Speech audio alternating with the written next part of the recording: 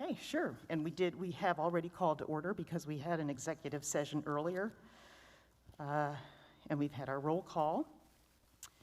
So right now it is with very heavy heart that I do want to recognize the passing of a 2021 Marysville graduate, Colin Tanner. And our thoughts and prayers are with his family, with his friends, and we join them as a Monarch family. So with that, I would like everyone to stand and join me in a moment of silence, and we'll remain standing for the Pledge of Allegiance.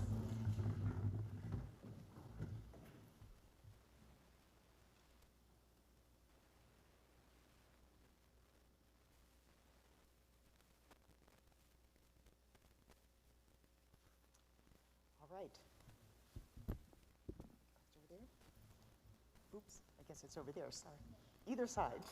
Okay, I pledge allegiance to the flag of the United States of America and to the republic for which it stands, one nation, under God, indivisible, with liberty and justice for all.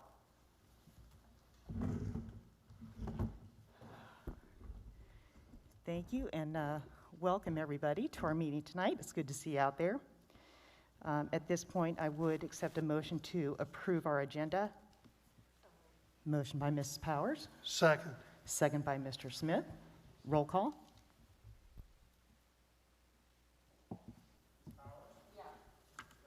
Yes. Yes. Yes. Yes, motion carries.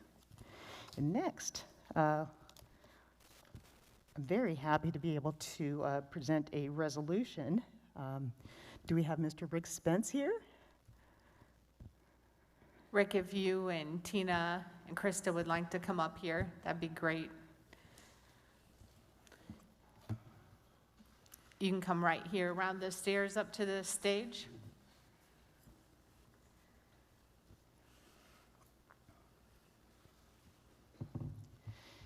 And while they're making their way up here, I would accept a motion to approve this resolution recognizing Rick Spence. So moved. Motion by Mr. Smith. Second. Second by Ms. Powers. Roll call, please. Mr. Smith? Yes. Ms. Powers?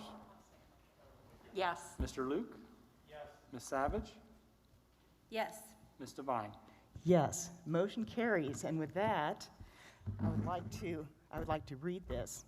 So I guess I'm just going to sit here to read it so that you can hear me, and then we can get up and all congratulate you, all right? So this is a Marysville Exempted Village School District Board of Education Resolution of Appreciation, September 16th, 2021. Whereas the Marysville Exempted Village School District recognizes that safety is paramount to the educational environment, and whereas a safe school environment is a collective responsibility for all community stakeholders, and whereas the efforts and commitment to safety protocols is a priority for all members of the Marysville school staff, and whereas our families and community members depend on the actions of our school staff to not only educate, but also to protect, defend, and care for their children, and whereas the individual efforts of every staff member contribute to the safe operations of the school district, now, therefore, be it resolved that the Marysville Exempted Village School District Board of Education recognizes bus driver Rick Spence for his individual efforts to protect, defend, and care for our students and staff after a traffic collision on Friday, September 10th, 2021. His skillful driving, calming demeanor, and intuitive nature ensured the safety of all our students and staff riding the bus. Rick's heroic action saved injuries and lives, for which we will forever be grateful.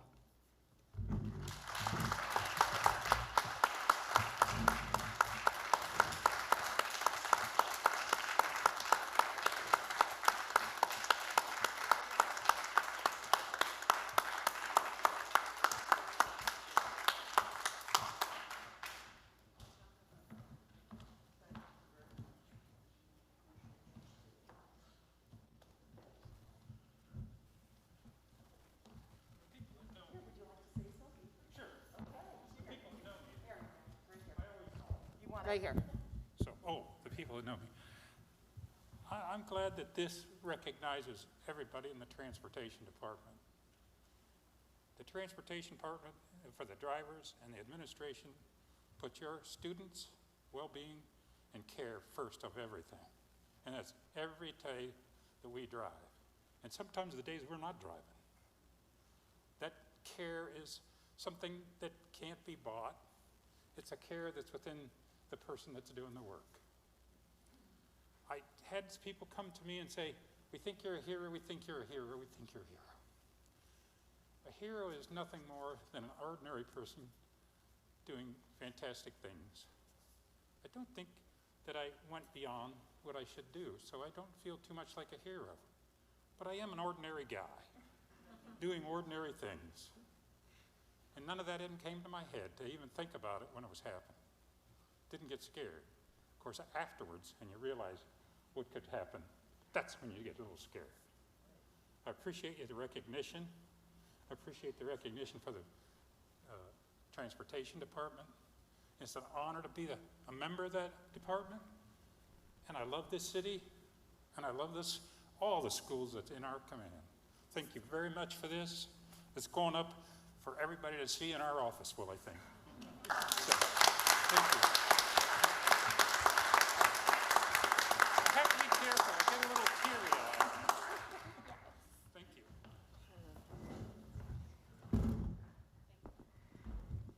Thank you, Rick. Thank you, Transportation Department.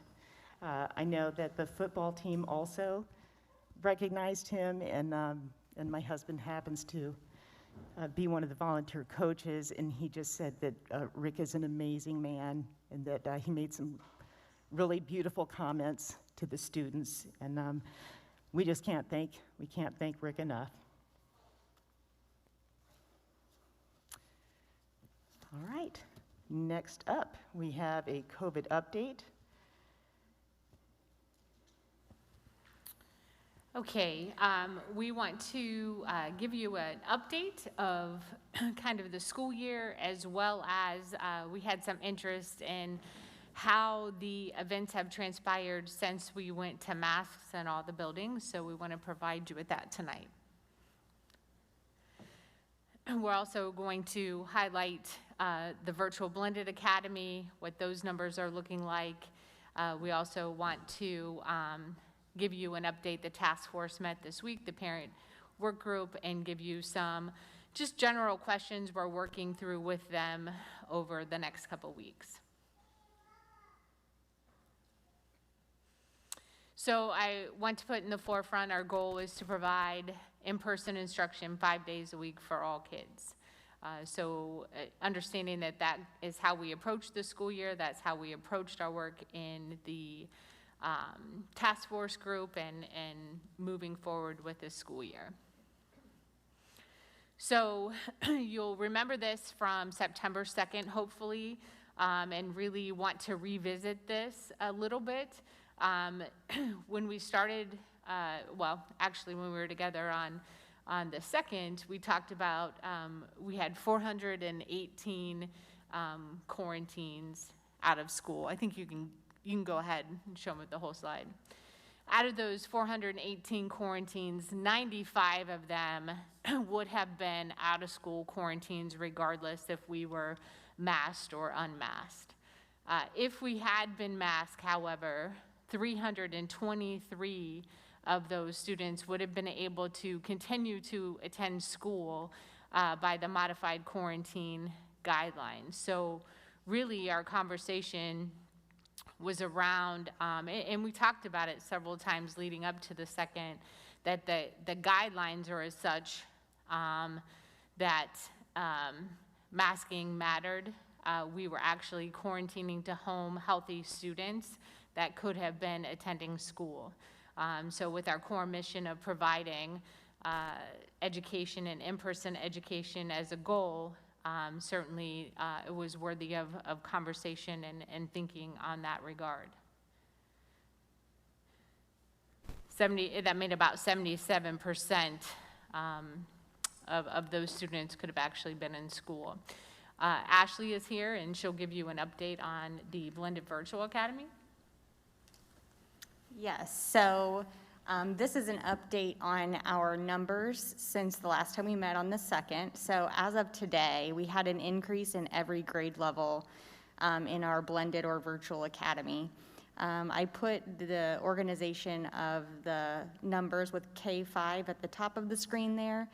We did extend our ability for students to choose this academic option up through last Friday, and then we have sometimes requests still coming in. So right now in the K-5 space, we increased by 23 students, so we have a total of 61 students now engaging in school virtually. And then in the 6-12 space, we actually increased by 41 additional students, even though they've been operating this way since the beginning of the school year. So now we're up to 142 Marysville students in the grade range 6 through 12. So that is kind of where we stand right now. Like I said, some parents are still calling, asking about that option, but our deadline was on Friday last week. We did receive some questions on if we asked why people were joining.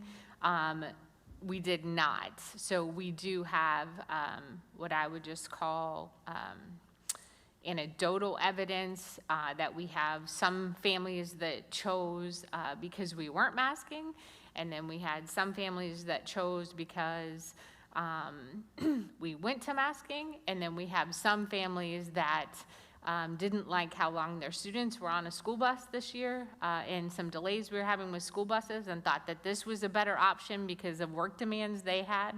So I really would say that there's kind of a combination of reasons why people went to the virtual platform.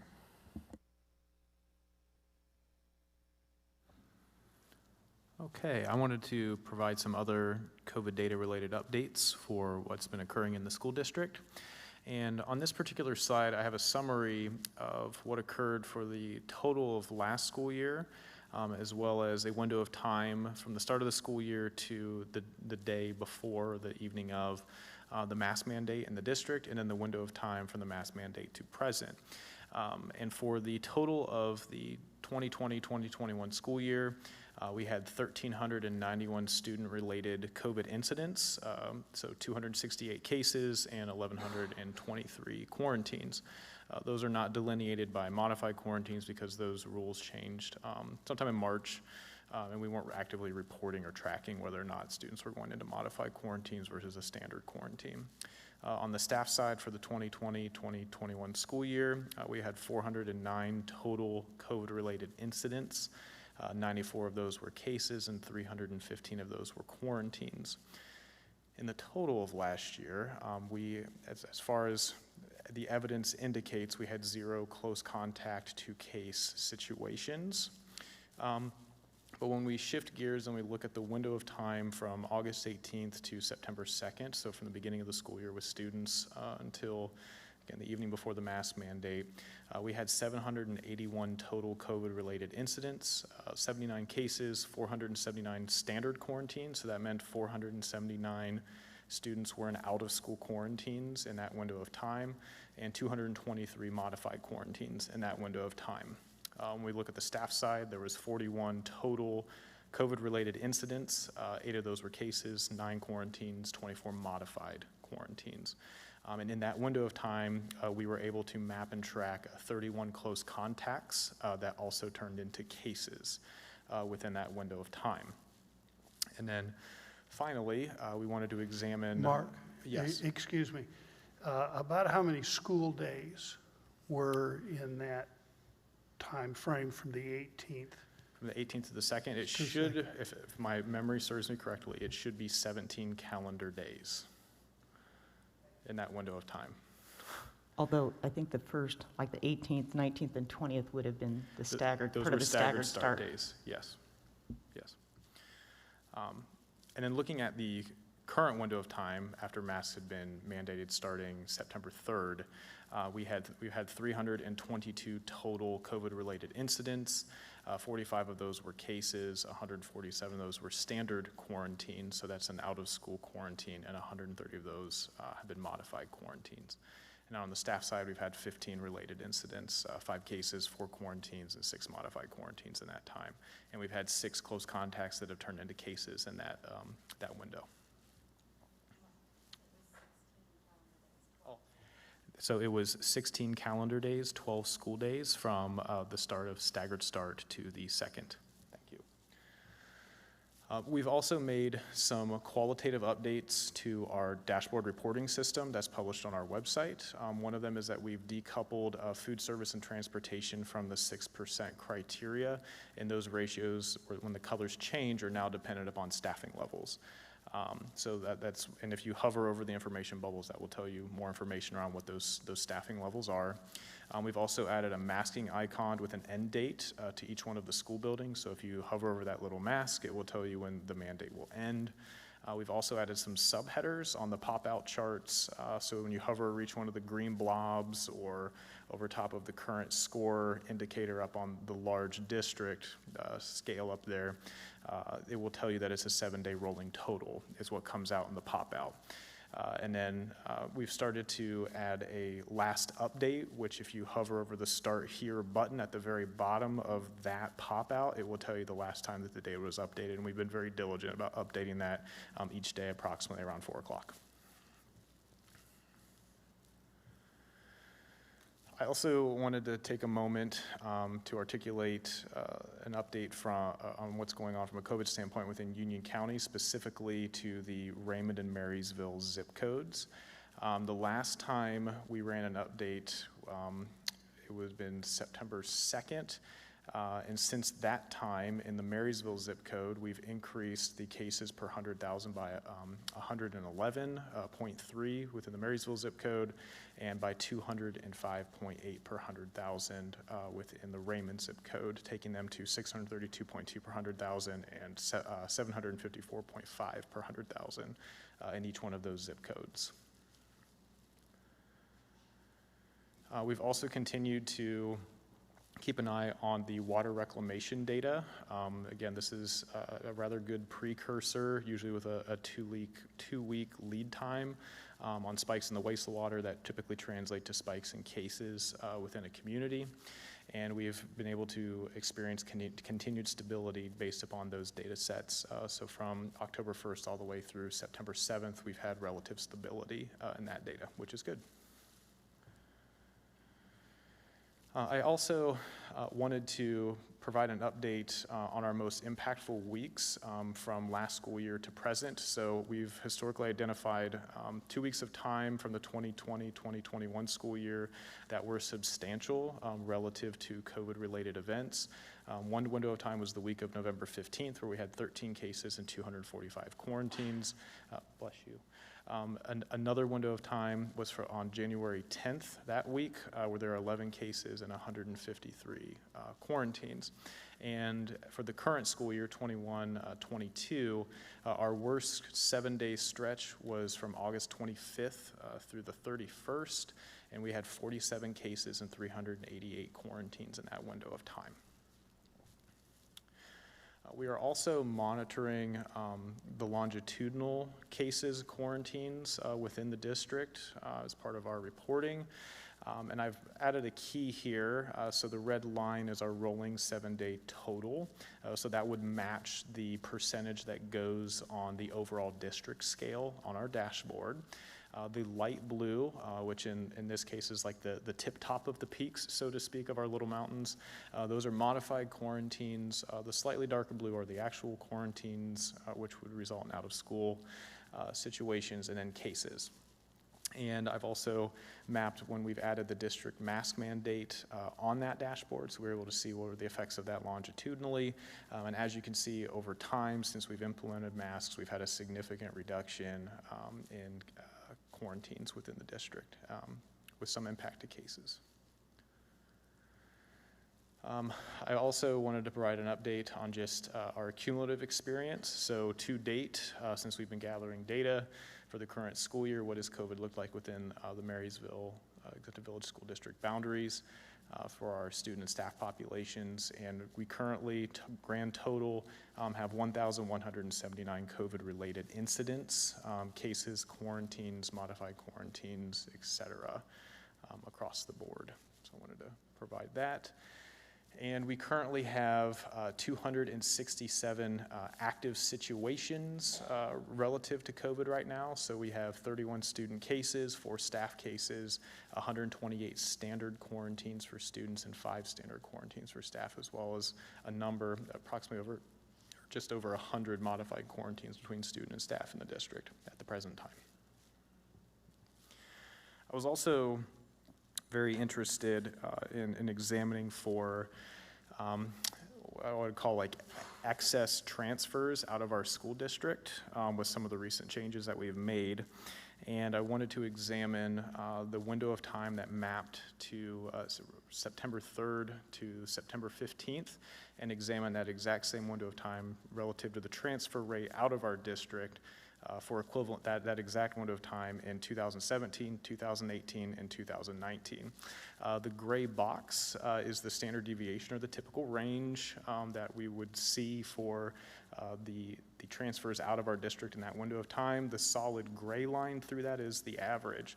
And what you will notice is for the current school year, we're actually below what is considered typical in terms of transfer out of our school district. So it's actually lower than what it would typically be for that exact same window of time in previous school years.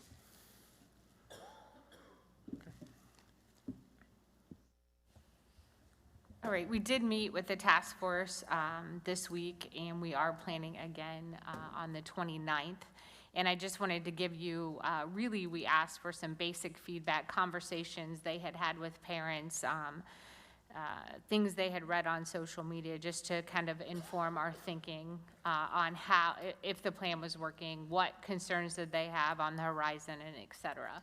So a summary of some of those include the general feeling that the dashboard was an effective way to communicate, and really that some of the additions that had been made over the past couple weeks were beneficial. Consensus that the decision to mask has been effective towards the goal, so the absences or impacts had started to decline, so that more kids could attend every day. Questions around the modified quarantines and if those should still be included in the current dashboard. Desire to know changes in enrollment, which some of those we've shared with you this evening. And really the last slide that Mark showed was kind of direct response to one of those questions. Like rumor mill had said, we were having mass exodus from the school district, and so we looked into that and provided that for you tonight. The general sense was that kids were having better access to work during their quarantine periods. They expressed some feelings of being stuck in the quarantine guidelines and regulations.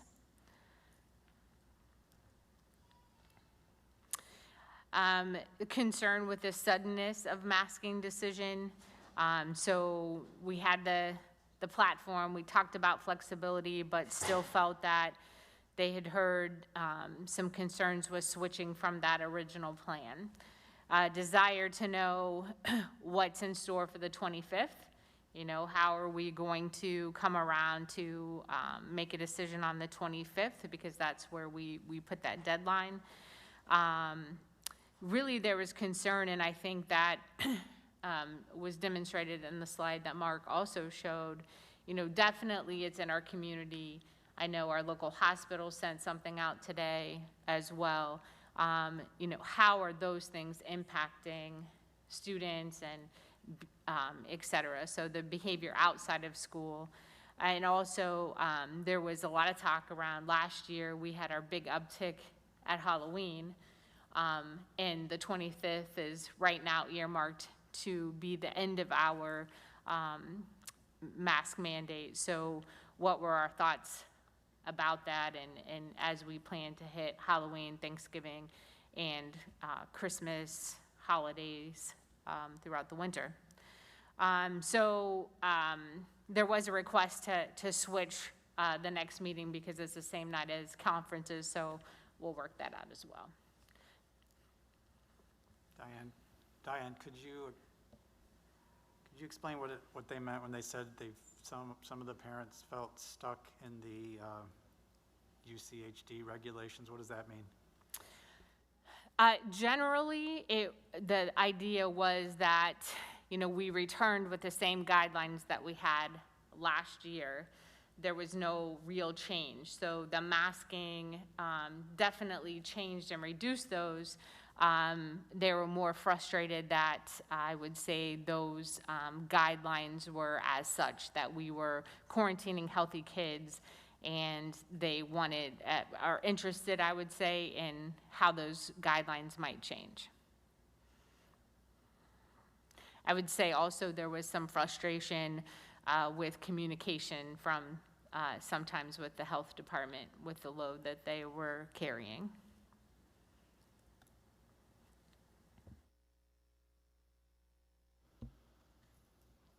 Okay, well, does anybody have any questions or comments about that?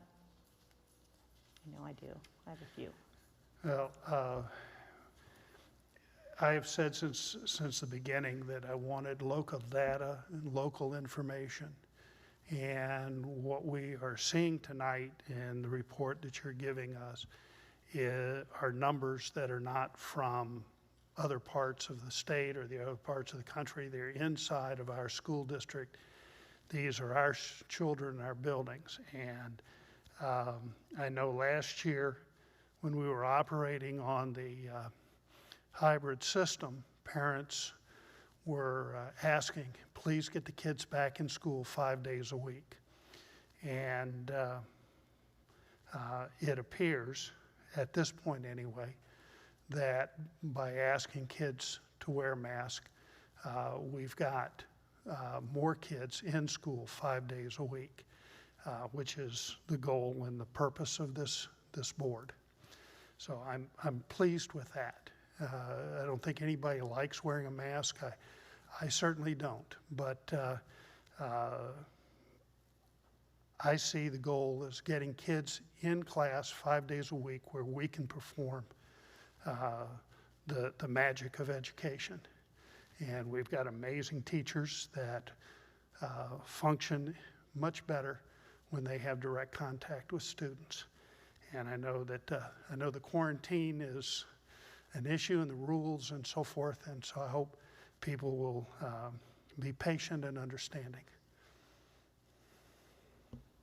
And I also, some of those comments from the committee about, kind of wondering about the speed of the decision and changing as quickly as we did. And so I spent a little bit of time thinking about that and really going back to our regular August meeting where at that point, we said, yep, we're going to go ahead and start the year, optional masks, but that we wanted to meet on a weekly basis. And, as we all know, if we're going to meet, we have to schedule those meetings in advance, let people know that we're going to meet.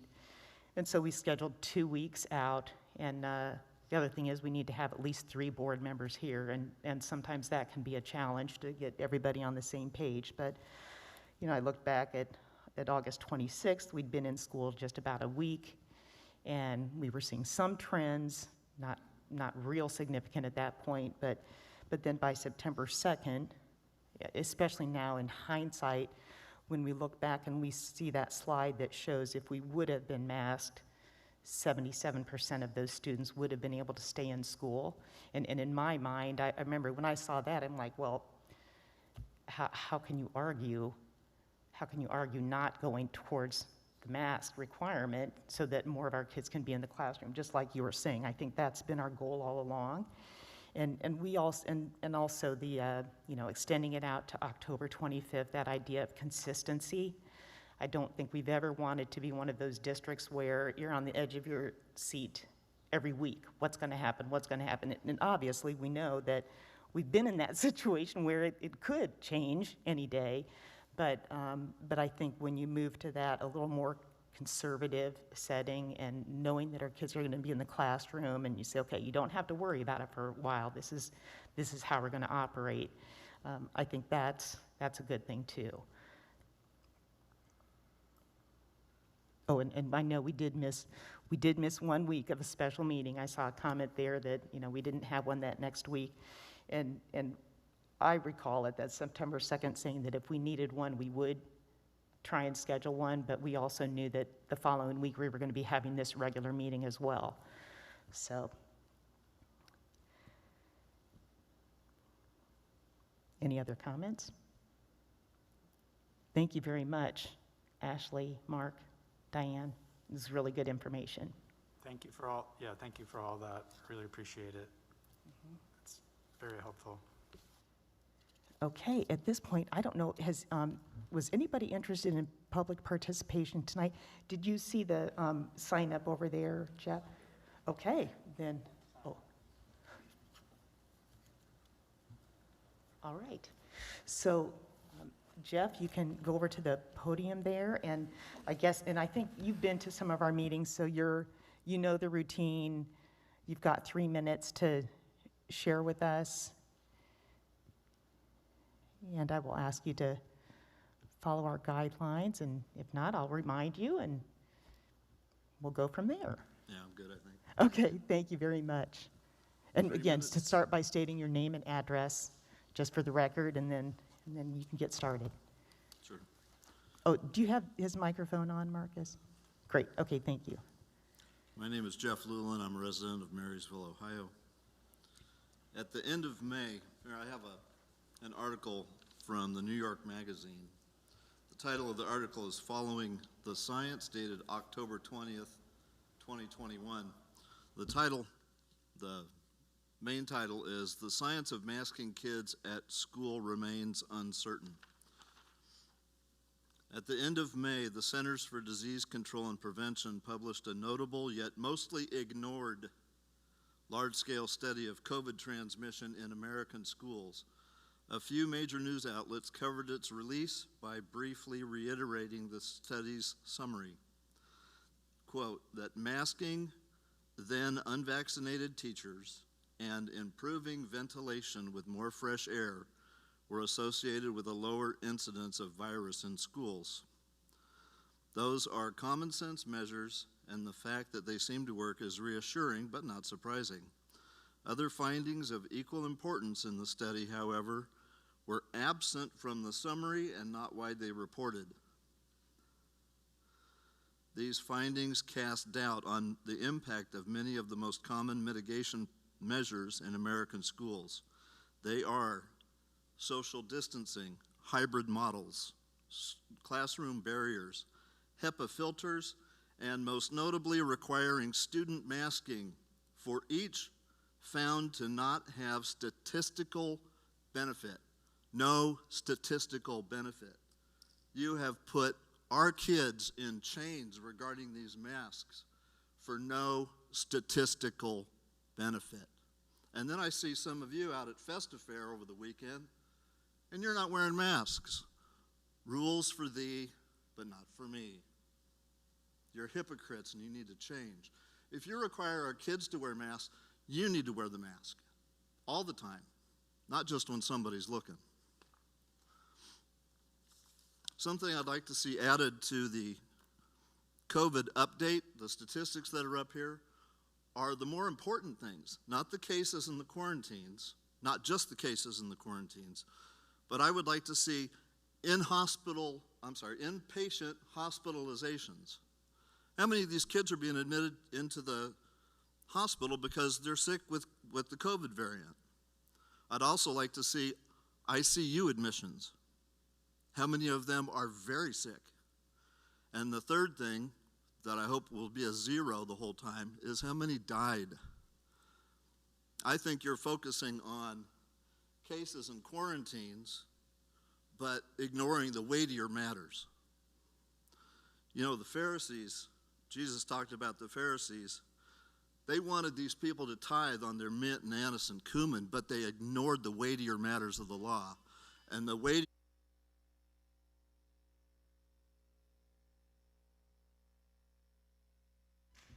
Thank you very much, Jeff.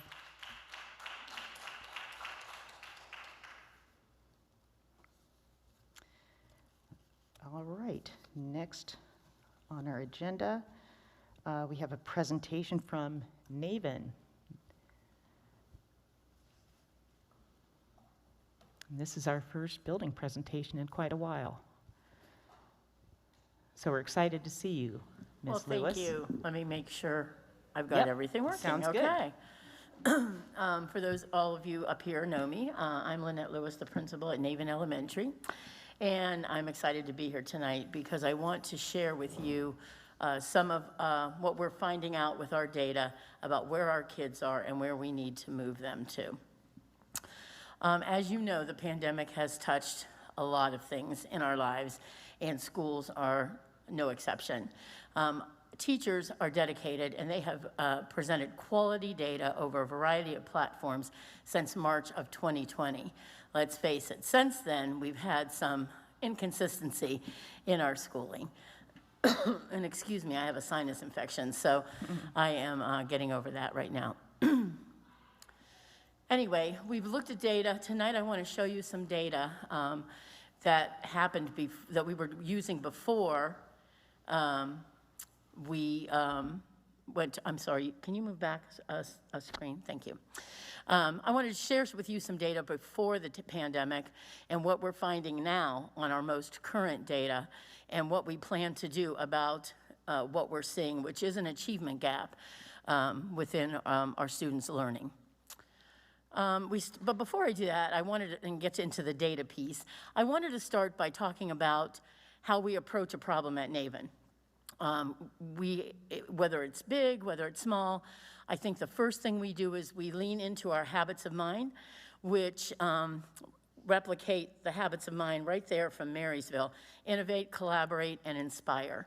So our staff, myself, teachers, everyone kind of leans into those. We model those for our kids.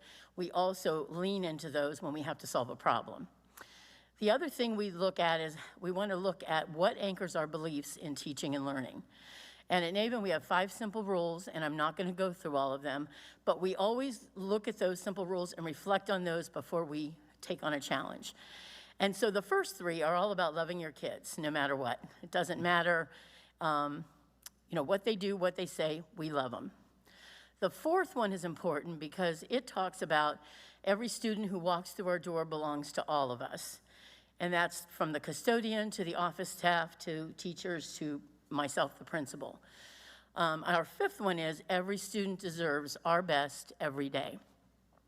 And those beliefs anchor everything we say and everything we do when it comes to our kids. And so that's a really important piece for us. I can turn. But this is where it brings us to, and this is why I'm talking about this. It comes down to what is our why, and our why is our kids. And yes, Mr. Smith, there's a picture of you up there with our principal of the day from last year.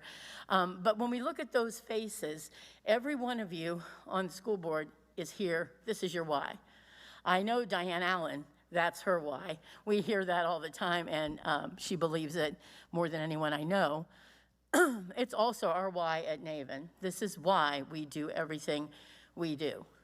It is our responsibility to champion each and every one of these kids and help them to grow and move forward in their learning for their future. And so, that being said, I just wanted you to know that's what we anchor everything on.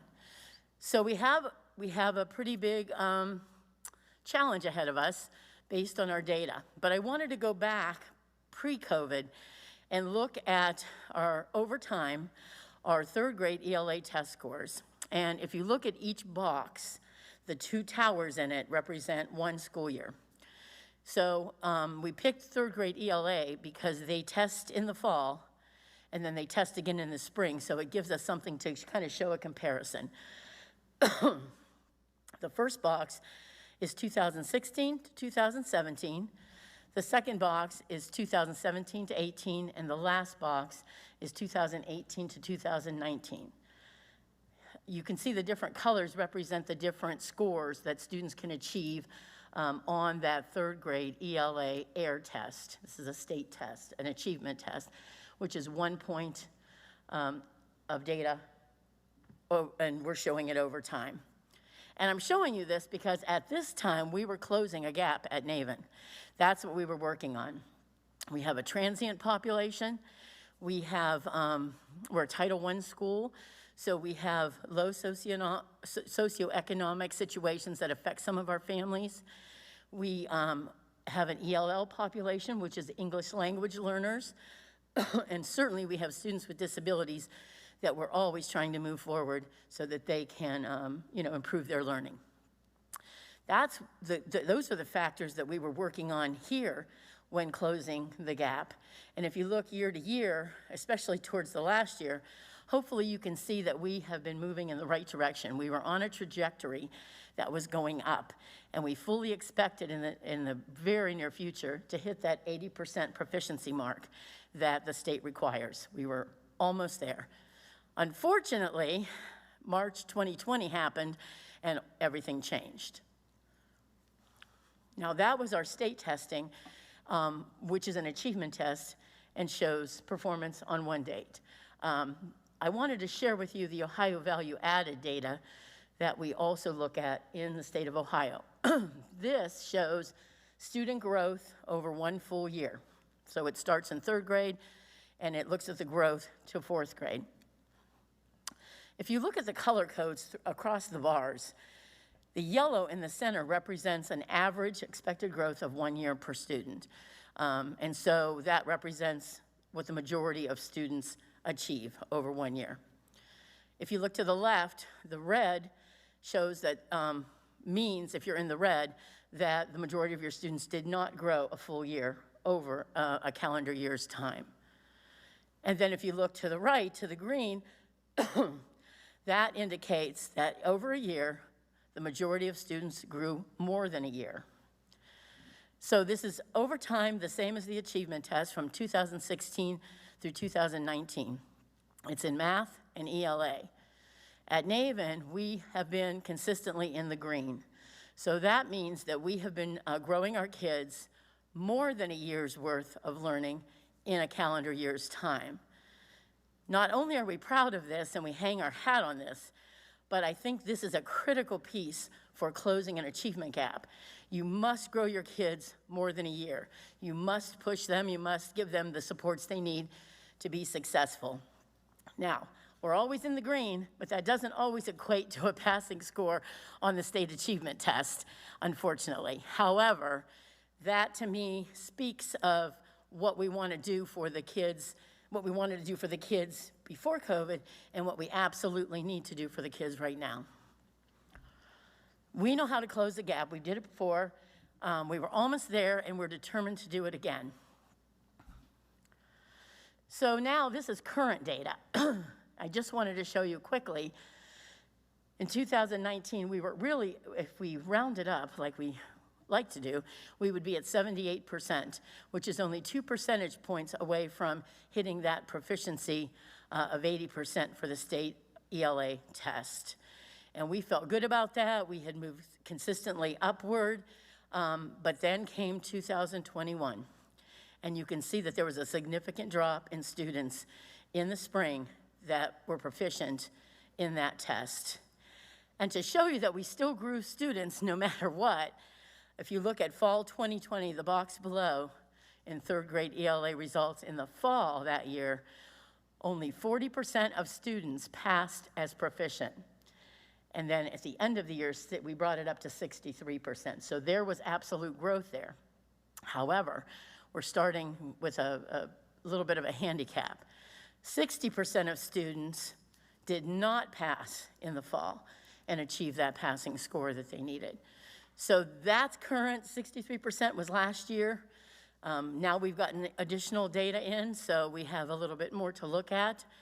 The positive is we've got kids in front of us 5 days a week in person. That is so critical, but we still have a lot of work to do.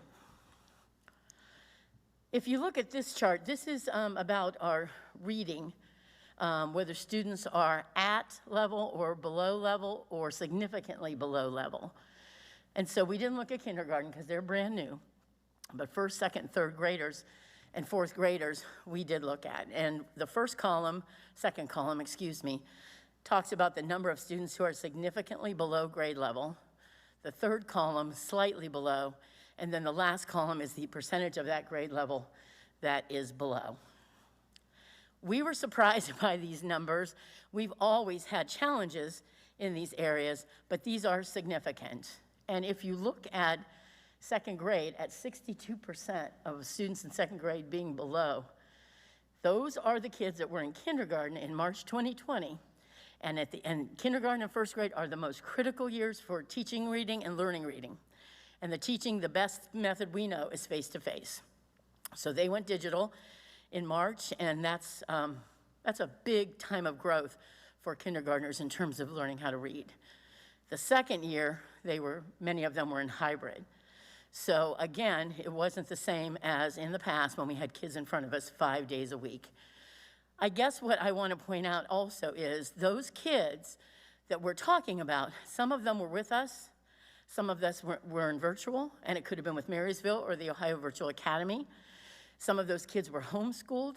And then don't forget, we still have our transient population that moves in, and all those other challenges. So if you look at the 30 kids in second grade that are below grade level, significantly below, we figured out that we actually touched, 18 of those personally. The rest were either in a virtual academy mode, or they were homeschooled, or they were new to us.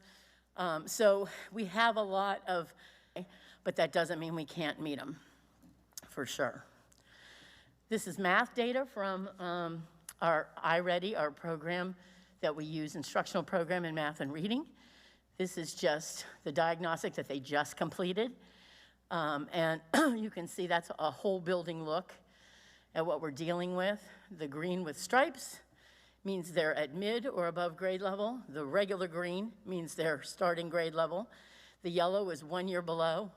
The red is 2 years below, and the red with stripes is 3 years below. So obviously, we have some work to do here as well. This is just a continuation of the iReady data by grade. So you can see usually we are hopeful, and we target those yellow kids to move those forward into green. Hopefully some of our red kids into yellow or green. This is pretty significant, so we also have work to do, not only in reading, closing the gap, but in math. This is our CEL web data, and CEL is social emotional learning. This is like a screener we do at the beginning of the school year. For my own benefit, I compared it to our 2019 data of students that were below in those emotional recognition and down to self-control skills, and then students that were significantly below. Now, I think the good point is that we don't see huge differences necessarily. So I think that's a good thing. But if you look at some of the areas of need, understanding others, social perspective taking, problem solving, self-control, it makes total sense because a lot of these kids maybe didn't go to daycare, maybe weren't going on play dates, possibly they weren't at school 5 days to socialize with their peers. Maybe they weren't playing sports for a period of time. They didn't have those experiences that allowed them to practice those skills. So we could sit here and we could say, oh my goodness, these kids are just lost. We would never do that. Our challenges are our opportunities. Each obstacle we face is an opportunity to take ourselves to another level. That being said, we've done it before, we're gonna do it again. And I want to talk to you a little bit about how we're planning to do this. So there's 4 parts to our plan. Really, the first is return to the practices that have been successful in the past in meeting the learning needs of all kids in a personalized way. We've done that for years. We know it's successful. We need to do that again. Anchor all instruction with quality assessment, consistent progress monitoring, and multiple attempts to reach mastery. This is really important as well because we want to make sure that nobody gets left behind in the learning. We know where everyone is. We know what we need to do for them. The third point is utilizing instructional and intervention strategies that include a blended learning approach. Those are lessons we've learned from being digital and being in hybrid. We've learned how to blend more things, technology, programs, strategies, into our learning so that we reach the needs of all kids and really meet their learning styles. And finally, and this is not last by any means, we provide students with social emotional support needed to help them to be ready to learn. Again, everything we do is built around personalized learning for kids. It is a strong belief of ours. We've practiced it. We've seen the results. We know it works. So when we talk about some of our strategies and interventions, we're going to look at it as a tier 1, a tier 2, and a tier 3 piece. So I'm going to start with tier 1 instruction. I'm not going to read those all to you. You can read those yourself. But I want you to know that this district has provided us with multiple tools and strategies and professional development for teachers that allow them to provide different types of instruction and interventions right in the classroom. So tier 1 happens in the classroom for kids that might be at low risk.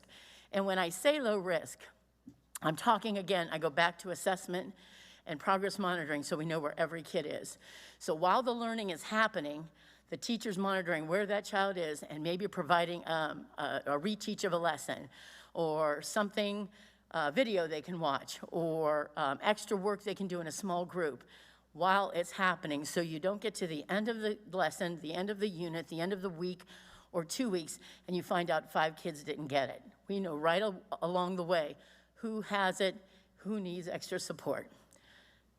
And there were so many tier 1 strategies, I had to go into 2 slides. So again, with this, we're talking about things we learned in hybrid, implementing our new ELA framework, which we think is going to be really significant. Number talks in math, rich math problem-solving tasks. There's so many different things that we can utilize in the classroom to not only teach kids and help strugglers and also challenge our highest kids. All those things don't happen simultaneously, so just know that. But they're a toolbox that we have and strategies that are available for us to use to meet the personalized needs of every learner. Moving on to tier 2 and 3, these are more of an intervention piece for those kids that need additional support above and beyond what we can provide at tier 1. We look at kids, we look at their personalized needs, where their deficits are, and we look at their data, we match these interventions up to kids so that hopefully we are not wasting instructional time. We are actually understanding where they're at, giving them the intervention, and making sure that they move forward. And again, between tier 1 and tier 2 and tier 3, the difference is probably the duration, time, and frequency of the intervention piece. And lastly, we're talking about social emotional learning support for our kids. If you look at the first 6 bullets, that would be that to me at Naven is our foundation, and those things touch every kid every day, period. We want kids to feel safe and loved and be ready to learn, be excited about learning. And then the other bullets are specific interventions that we may use to address a specific need in specific groups or individual children. So they have all that at their disposal. I don't even have all of those social emotional learning supports up there, I'm sure. So, in conclusion, we've closed the gap before, we know how to do it, we're gonna do it again. And it always brings us back to the why. That's why we're gonna do it. That's why I'm sure all of my colleagues in all buildings in Marysville are gonna do it, and it's because our kids are worth it. And that's where we're going. So hopefully I can give you updates along the way as we get further into the school year. See what we're doing. Thank you so much, Ms. Lewis. Any questions, comments?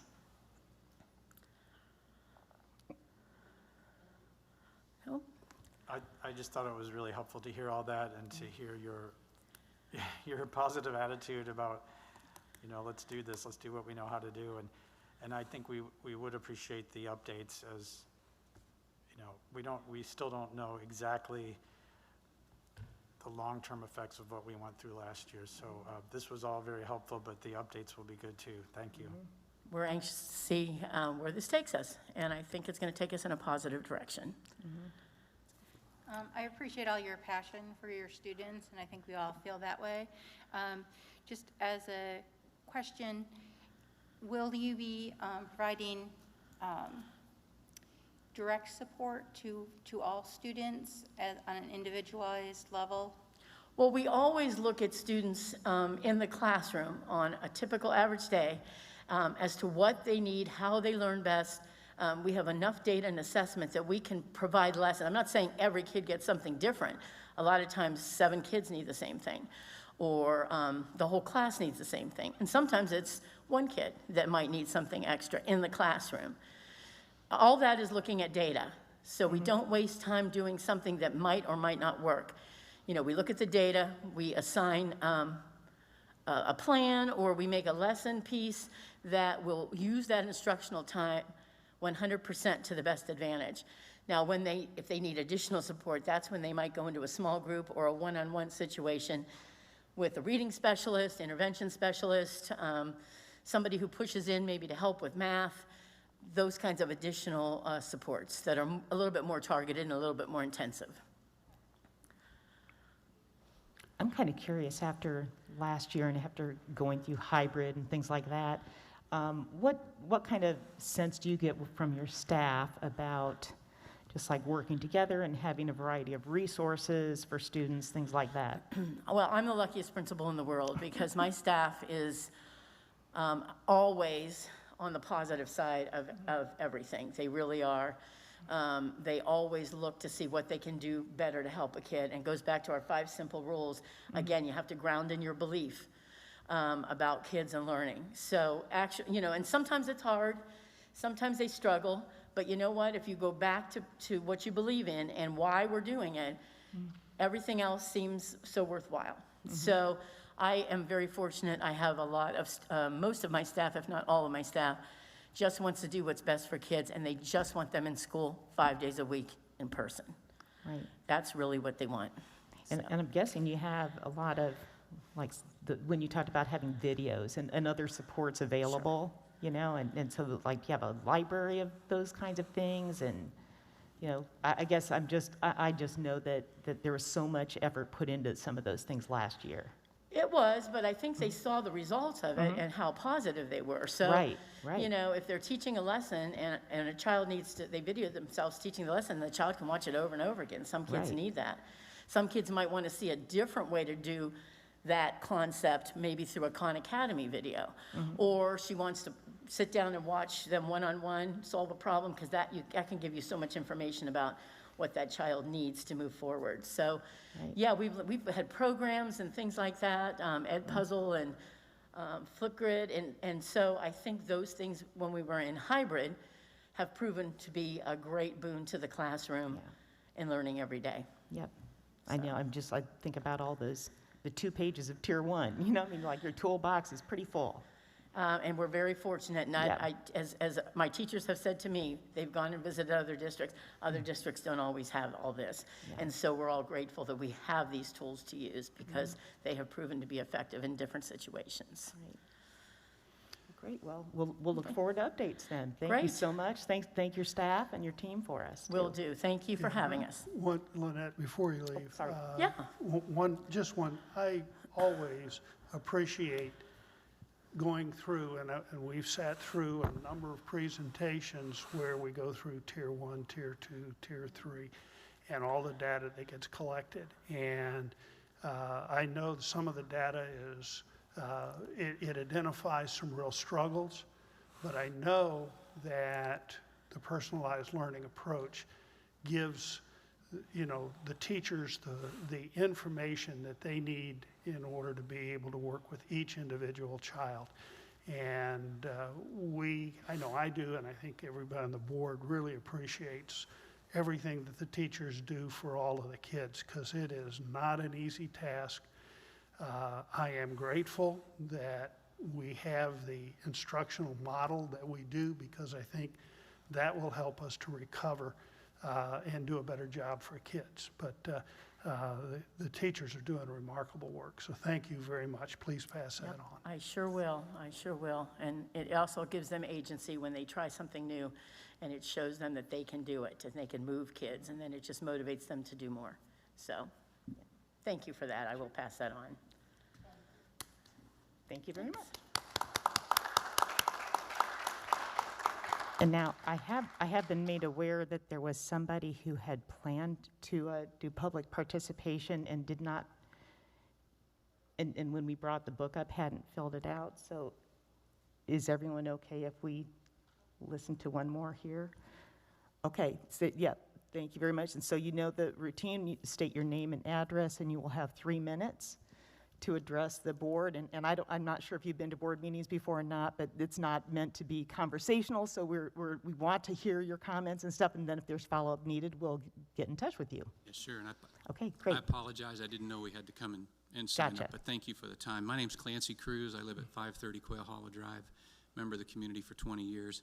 I'm the senior pastor at Marysville Grace Church here in town, and as a member of the local ministerial association, I want to thank the school system for the goodwill they've helped create with churches, nonprofits, and especially the Hope Center over the years.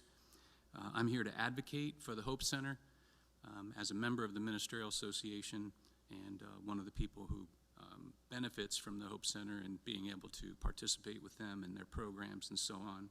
Just like you to consider 3 things. Number 1, just like a pastor, 3 points in a poem. Here we go. Continue to do the right thing by the Hope Center. Number 2, honor the commitments that the school has made to the Hope Center. And number 3, value the unique things the Hope Center brings to our community. There are things that the Hope Center does that no one else can do. So just briefly again, do the right thing, honor the commitments you've made to the Hope Center, and value the Hope Center because of the unique things that they bring to the community. I hope they don't have to move out of East Elementary School. Thank you. Thank you.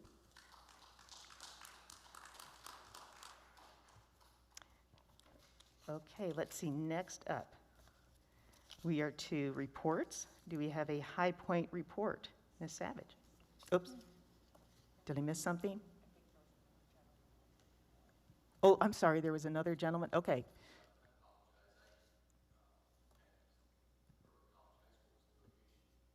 Oh, okay, okay, yes, so if you'll just. Oh, here, I have the book here. Kenny, could you get this book, and we'll just make sure that people sign up, so we have the record.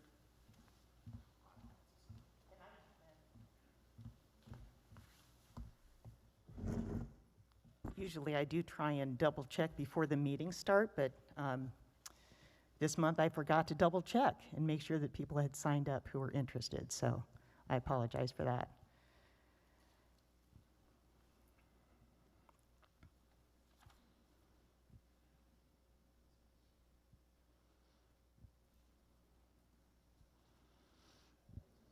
Okay, and you will have 3 minutes to address the board, and our treasurer will keep track of the time for you. Thank you, members of the board. I live in Marysville, Ohio. I want to talk to you tonight about some common sense things with the masks. And I understand we're trying to keep kids in the classroom with the quarantines, and we have rules that we have to follow from guidelines and different agencies and everything, but they may be spreading more germs than not. I mean, I understand in a surgical setting where you're scrubbing in, you're putting on a clean, sterile mask, and you're not touching it throughout the day, but these kids they're constantly fidgeting with these things. They're taking them on and off to eat lunch and getting food crumbs on them, and bacteria grows on them, and then they're touching doorknobs and toilet handles and faucets, and it just seems to me like trying to limit the spread of coronavirus and other infectious diseases, that maybe the masks aren't the best way to go. I understand that maybe help with reducing the quarantine thing, and the numbers seem to prove that, but for what it's worth, I just wanted to make that observation. Thank you. Okay, thank you very much. Okay, did we get everybody now? All right, again, I apologize for not reminding you before the meeting started, and so we are ready to move into our reports. Ms. Savage, High Point report. Good evening. I wanted to share a little bit about the Ohio High Point Career Tech Programming expansion coming up over the next 5 years. I sent the whole copy to every board member so you could have a chance to review it, but I just wanted to cover a couple items here. Marysville Schools partners with Ohio High Point along with 13 other districts in kind of west central Ohio, and to provide technical career training. The High Point administration has spent a lot of time meeting with local industry leaders and economic development people, trying to help inform the decision on future programming needs for High Point and their satellite programs. So a couple key changes here. They're going to be expanding the heavy equipment operations programming. They're adding a criminal justice programming. They're adding a seniors only EMS programming, so you'll be able to be trained to be an EMS tech while in high school. Also, they're expanding their spa technology program, nail techs, anestheticians, etc. And then in the following year, they're looking at expanding auto collision and also cybersecurity and eventually fire, police and fire training for high school students moving into the workforce. So I think it's kind of a big jump that the administration is looking at what the actual needs are out in the community and helping students meet those needs as they graduate from high school and allowing them to be certified even before they leave high school. So just want to share that. Thank you very much. Sounds like some really good programs, good opportunities for our students, so appreciate that. Next, our superintendent report. Ms. Allen. All right, I wanted to talk a little bit about enrollment. We've been kind of monitoring that, and as you know, it's pretty ebb and flow at the beginning of the school year. At this point, we've talked a little bit about kindergarten. Right now, that kindergarten class is sitting at 450 students, which would be our biggest class in the school district. And overall, we're up 236 students compared to last year this time. So we've talked a little bit about that. That's really one of our motivating pieces to launching an enrollment study, which is all lined up. We do plan to kick that off at the beginning of October and would think that it would be completed by mid-November. So hoping that we could have it at the board meeting in November, December at the latest. We are working with Future Think. You may remember Tracy from the past. We're going to work with her again on that enrollment study. After we get those results, we'll be working with Ryan Walker, Todd and I in order to set up a facilities planning process with community partners moving forward. I was just curious if she decided to move to Marysville or not. I don't believe she has. She did say that last time. Yeah, she did. Yes. I also wanted to just highlight, I'm not sure, I think it was last week, I'm not sure how many of you were able to read it, but on repurposing the early college high school for adult learning in the evening. So I was pretty proud of that article and the work that's happening for adult learning out of our building. That's always kind of been the vision. We are finalizing commitments with strategic plan. We are planning a full staff engagement in October with a community launch in November. So we'll get you specific dates for those community meetings moving forward throughout the year. As you actually heard from Ms. Lewis, what you heard tonight was part of her data meeting, and we've launched data meetings across the district over the past couple weeks, and super proud of the work that's happening on behalf of kids. Certainly, we're in a much better position with data than we have been over the past few years. Teachers and students were able to start in interventions basically day one. It used to be we'd have to wait a couple weeks and then move groups around and et cetera. Well, we were able to start those day one, so we're encouraged by that. And I think I would note Naven in particular, ditto. I mean, Mrs. Lewis nailed it on Naven has closed the gap before, right? That's really been their work with some really challenging dynamics at their building, and super excited at the concept of starting day one, making interventions with the kids. I think she underplayed a little bit their success story, really. But when you look at things like the tier 2, tier 3, and the fact that those aren't permanent placements for kids anymore, it used to be that kids ended up in a location for an intervention and basically finished the year in that location. And that it's an ebb and flow. It's not every concept that a student needs to go to tier 2. Or it could be for just 2 weeks or a week or a refinement and things like that. So just the nature of the personalized learning coming to life through those, I think, is pretty exciting. Also, the district is engaging in safety drills across the district and specifically working on reunification plans. We had one today and there's one scheduled next week. So Ryan's been leading that charge as well.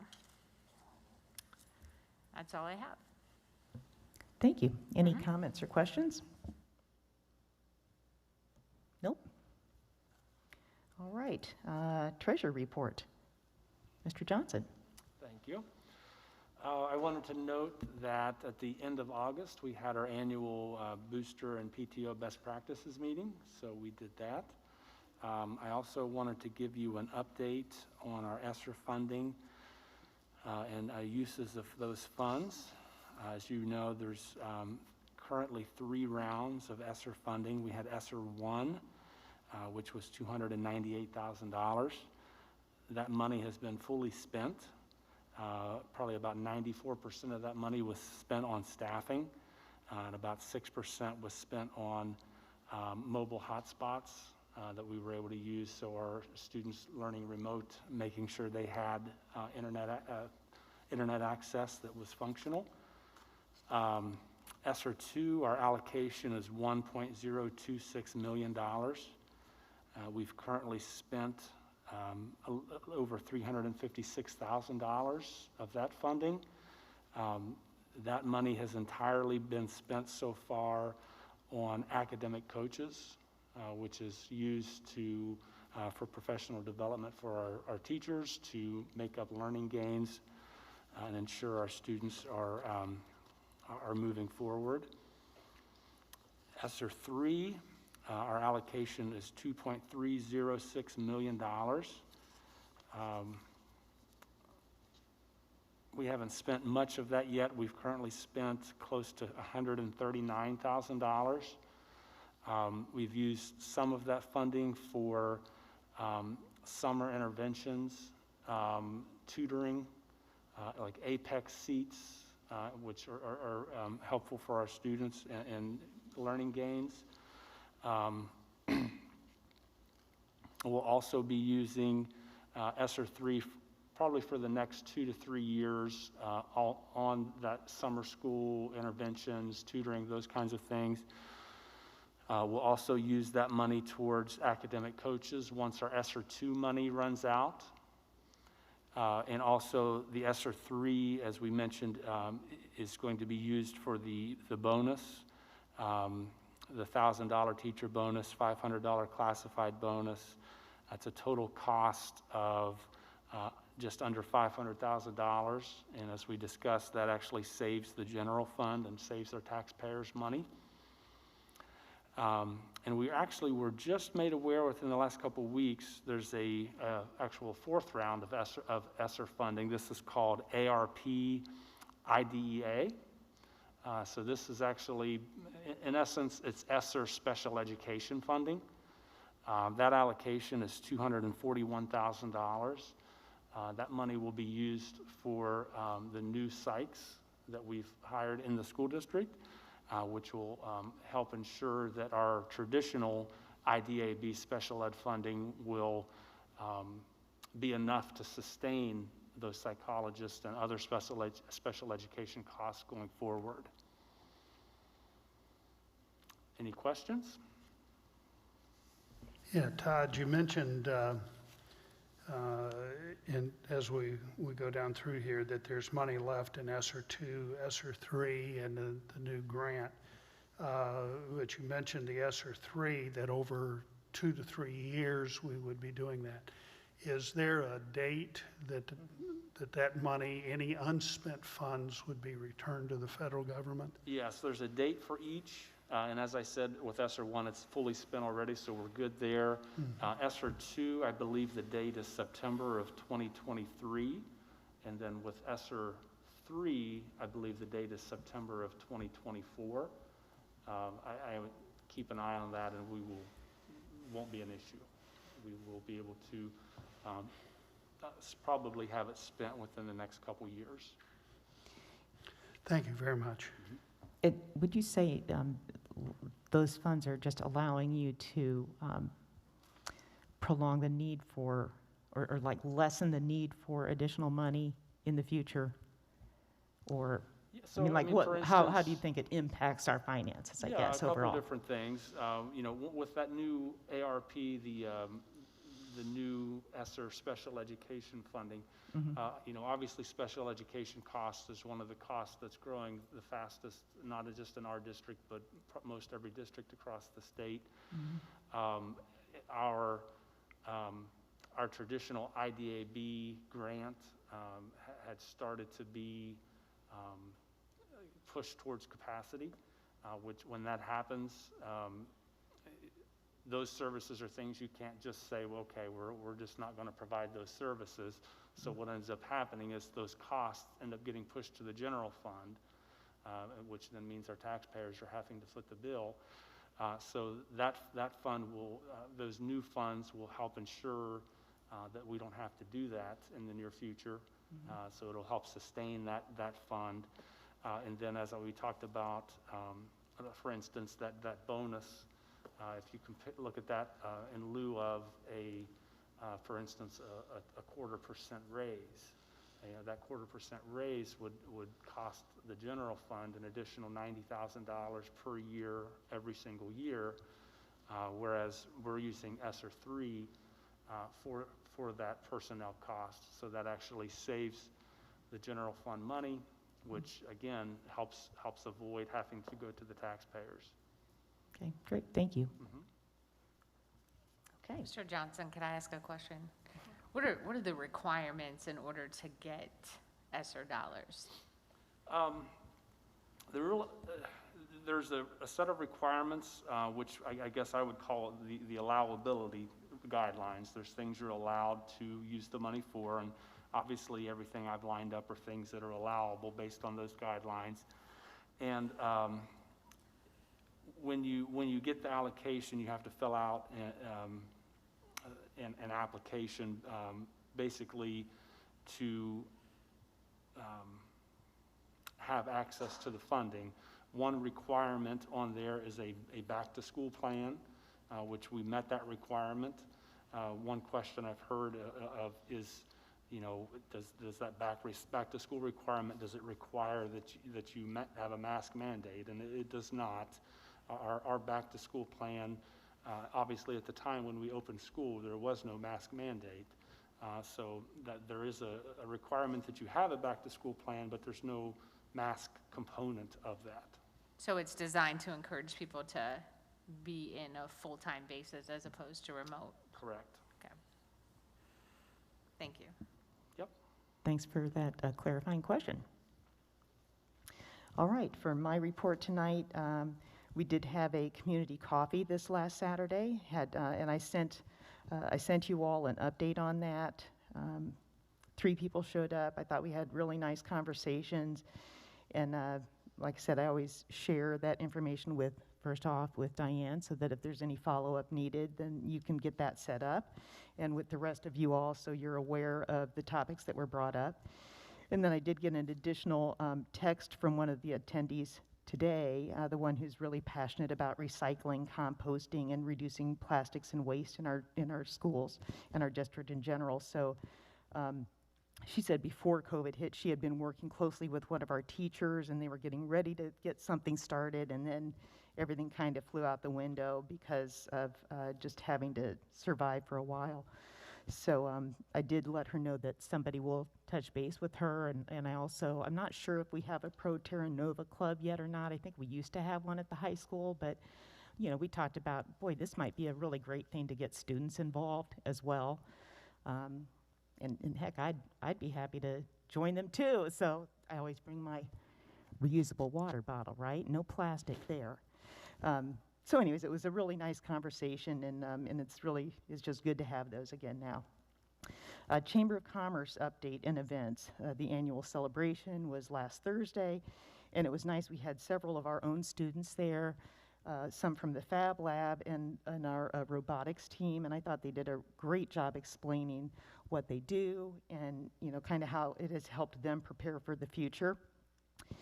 I had a chamber meeting this morning, and they're going to be hosting a candidate night on September 29th from 6 to 8 at URE.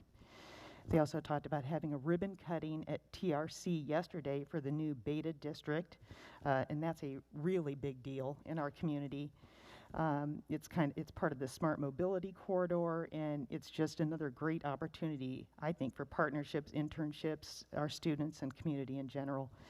There was a lot of talk about workforce shortages. So again, like the internships and just the new pathways at High Point and in our schools that we're offering our kids. Just wanted to remind people that the Chamber does have a website, mylocalcareer.com, and businesses can sign up to post their openings on there. They said they have over 100 businesses that have about 130 jobs posted, and currently there are only 13 job seekers on the site. So if you know people who are looking for work, tell them to go to mylocalcareer.com. Dr. Orsina gave an update at the meeting today, and he talked about the fact that he doesn't feel like the Delta variant is causing any more serious illness, but because the transmission rate is so much higher, there are just so many more cases, and that's overloading their system. It's overloading our healthcare system. And on top of that, we're starting to have a shortage in healthcare workers, just like in everything else. And I think a lot of that is just mental drain, mental, physical drain, and people saying, you know what, if I'm close to retirement, I think I'm just going to retire now. So he does recommend masking in indoor settings, regardless of your vaccination status.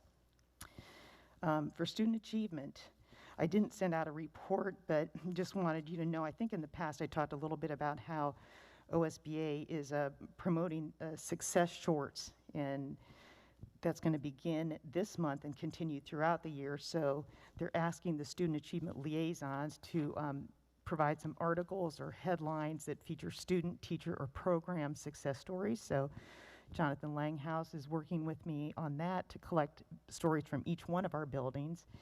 And I sent a first one to OSBA just this last week, and it was about our Northwood staff and how before the beginning of the school year, several of their staff members and the principal traveled around to some of the different neighborhoods that feed into their building, and it allowed their staff to get to see these neighborhoods where the students live.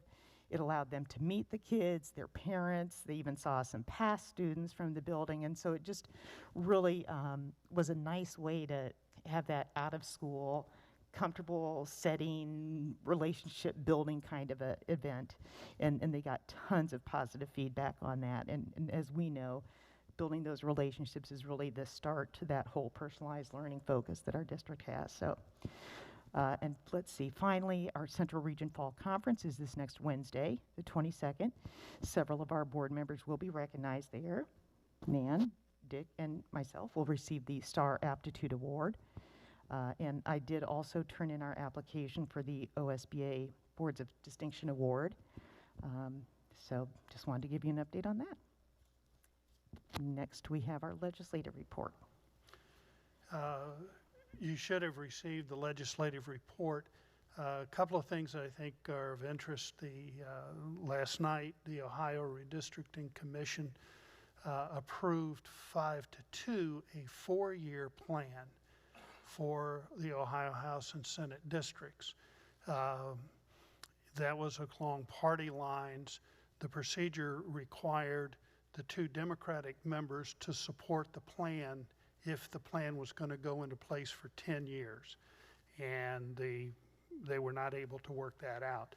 if, in looking at maps, and I will tell you, I tried to do a pretty good job, but the plan that was approved for 4 years, again, would put Marysville in the 12th House District, which would be Union County and into Franklin County, including the city of Dublin, or at least a portion of the city of Dublin. I don't know if it's all of it or not, but at least a portion of the city of Dublin.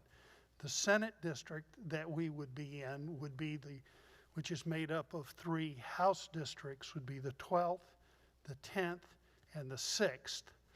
Now that would be Union County and the Dublin area, and then basically the west side of Franklin County. So we would find in our Senate district, it looks like, again, just, you know, they had maps that were color, and I had to try to overlay another one that had city boundaries. But it looks like that in Franklin County, Dublin, Worthington, Clintonville, Hilliard, and Grove City would all be in our Senate district. So it'd be Union County to the north, and then down all the way to the southern part of Franklin County, just along the west side, pretty much. In terms of some legislation, one of those that will probably get a lot of press is Senate Bill 176 that would regulate and legalize and tax sports gaming. It passed in the Senate in June. The version that the Senate passed was a lot different than the version that the House passed earlier. But it's mostly technical stuff dealing with the certificates and licenses and all that kind of stuff. For our purposes here, the bill would prohibit betting on any sport or athletic event for primary and secondary school students.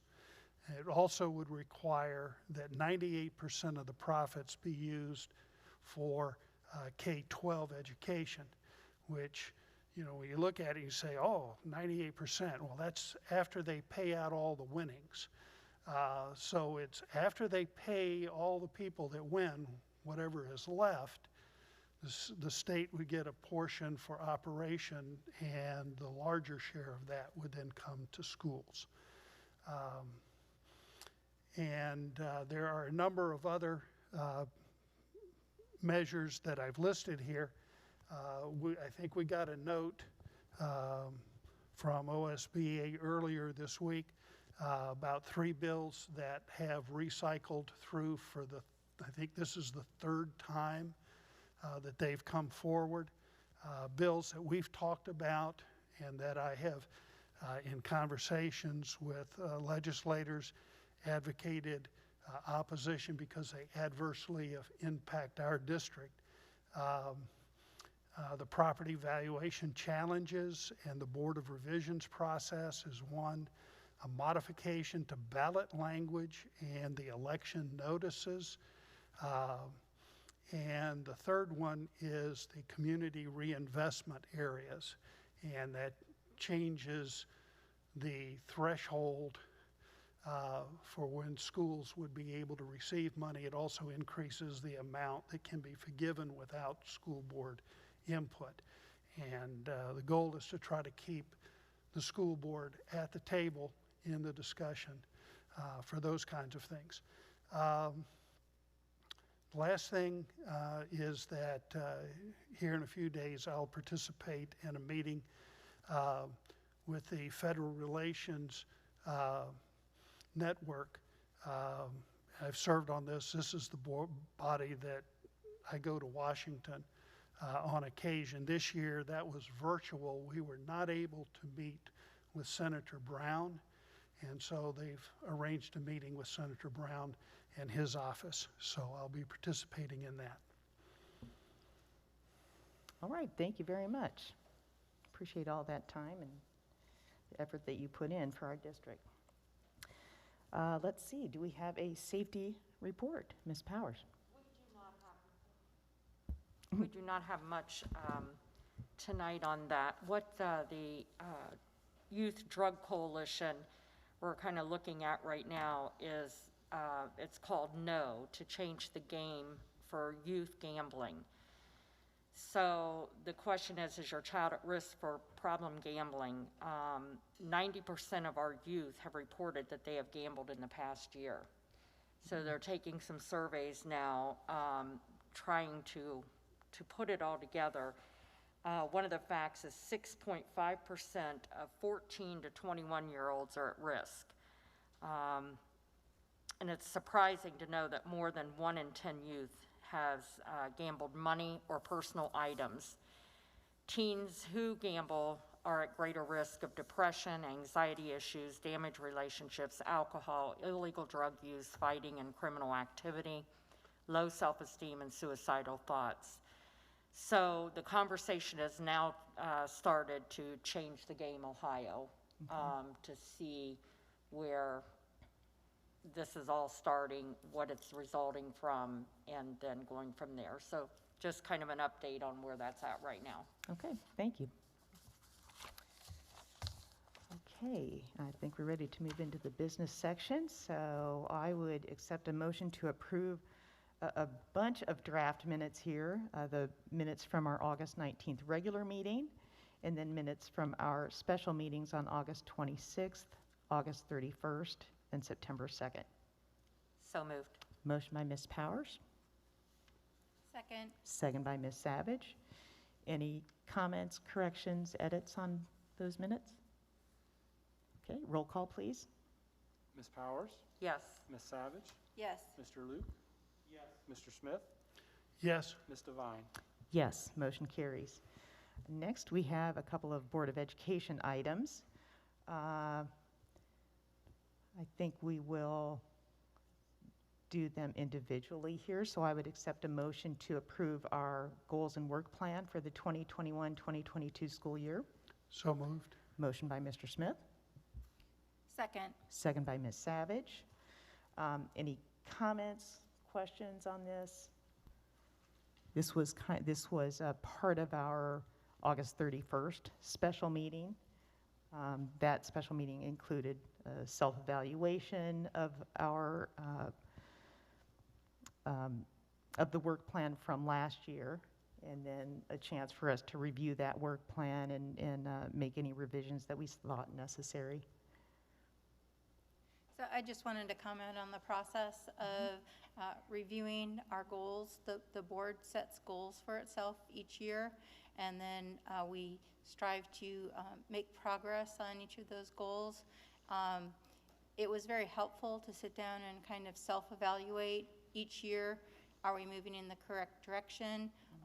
Did we get to where we want to be? Sometimes we don't get all the way to where we want to be, but it gives us a chance to evaluate the process and share ideas and kind of reset for goals for the upcoming year. So it's a very effective process.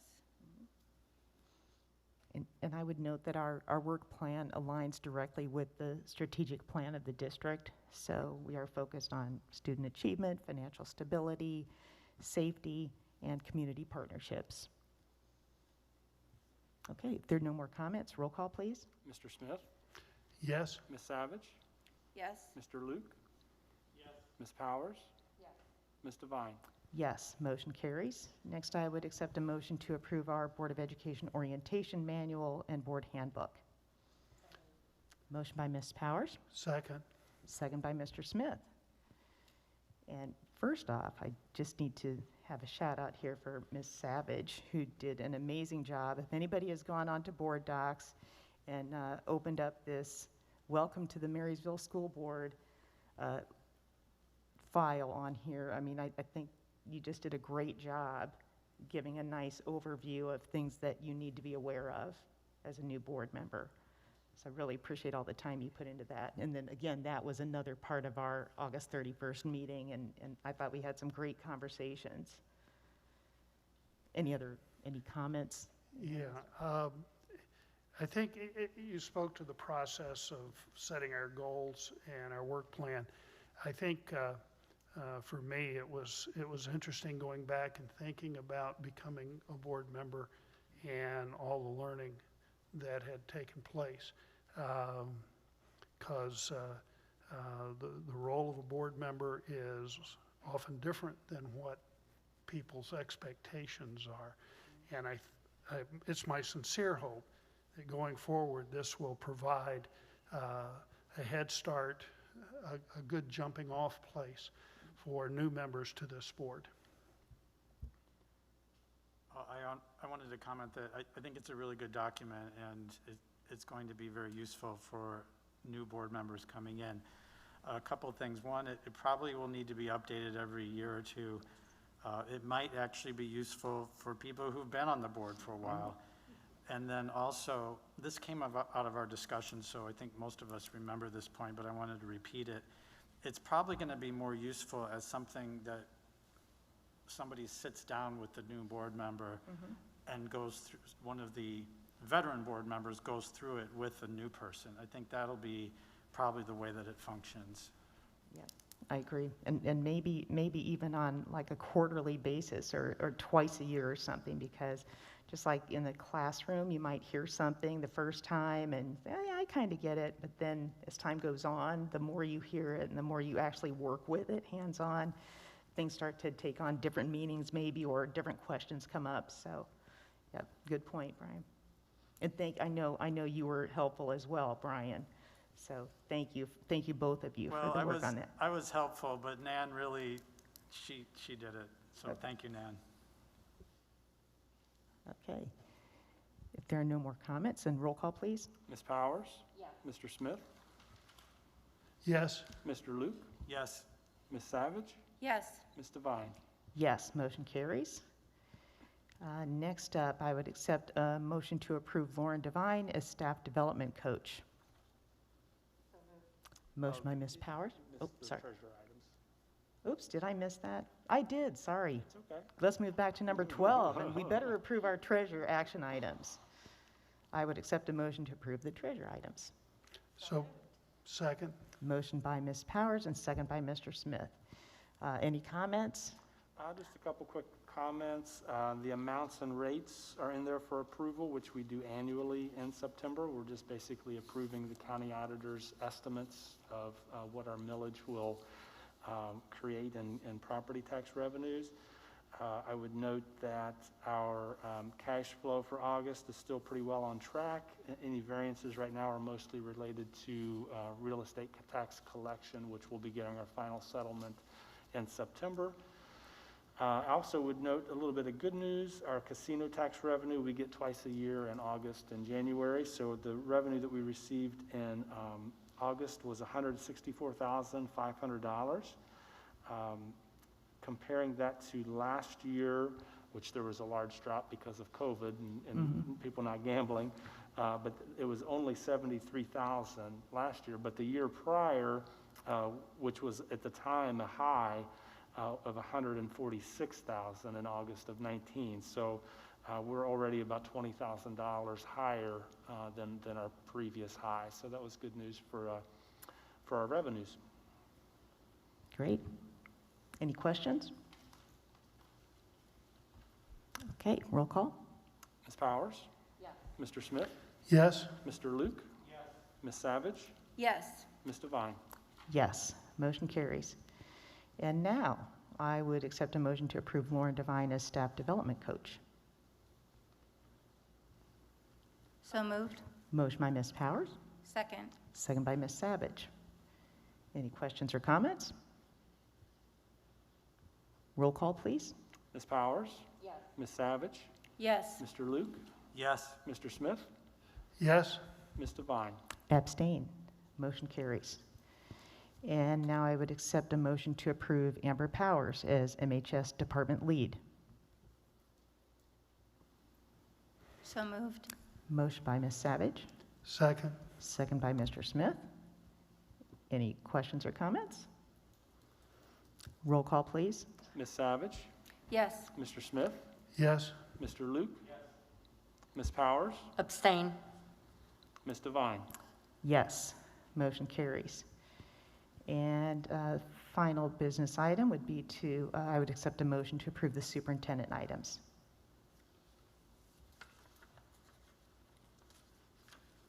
So moved. Motion by Ms. Savage, Second. second by Ms. Powers. All right, Ms. Allen. I think probably what stands out the most is our supplemental list on there this month. Certainly HR items and various stipend positions. We also have the approval for the next calendar, the 2022 and 23 calendar. And you'll also note an overnight softball trip. I think those are the big items. Starting to see student teachers, so that's a bonus as well. I did see we have the fiscal department addition on there. I don't know if you want to make any comments about that, Sure. Todd, or not? Due to a retirement in Human Resources, one of our payroll people moved on over to Human Resources. So Valerie Core, who lives in the district, has taken over that spot and has done a good job, and excited to be here. Great. And I did also notice a retirement on there, Mrs. Potts. So that was she was always a favorite of some of my kids. Any other questions or comments? All right, then roll call. Ms. Savage? Yes. Ms. Powers? Yes. Mr. Luke?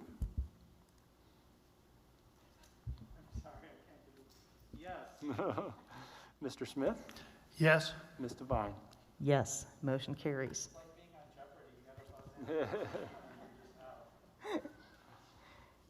Okay, Brian, push that button.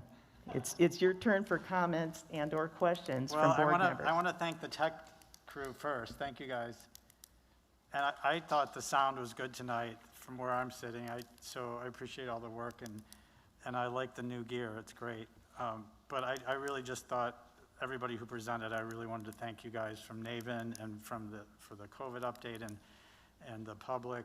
It was all really helpful and useful. So thanks for a great meeting. Nan. Thank you to everyone that presented. Really appreciate you sharing information with us this afternoon. I want to do a shout out to all the schools. Thank you for taking time to build relationships with students at the start of the year.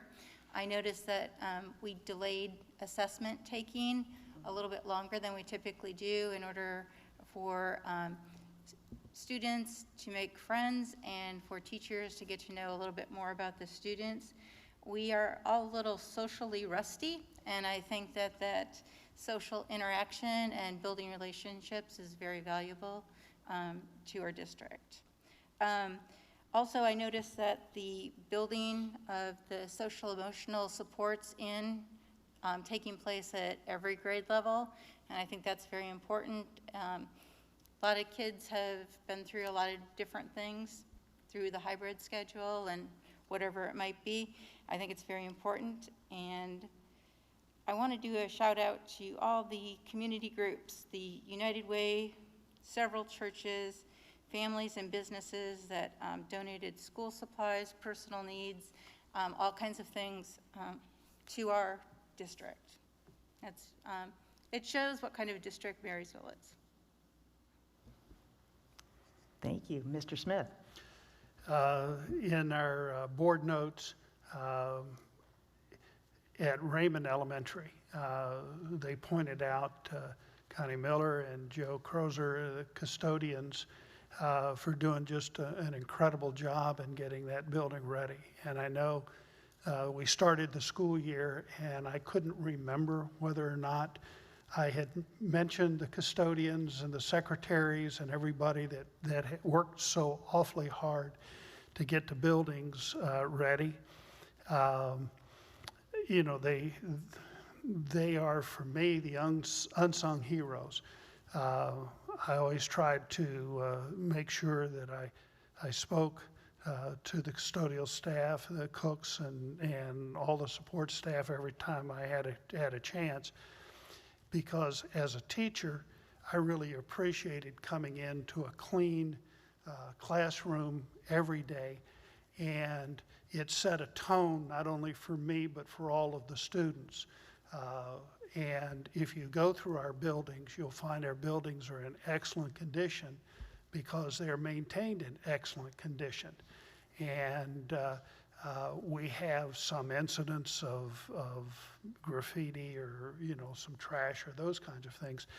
But by maintaining a level of cleanliness and attention to detail, by addressing all of the graffiti every night and making sure that the next day the building is spotless when the kids come in, it begins to set an expectation for all of the kids. And it is an important lesson that is taught in our district, but oftentimes maybe goes unnoticed. So I want to point out, especially those two up at Raymond, but certainly all the other custodial staff, all the secretaries are working all summer trying to make sure everybody's where they need to be and all the supplies are ordered and all that kind of stuff. Presentations tonight across the board were absolutely amazing.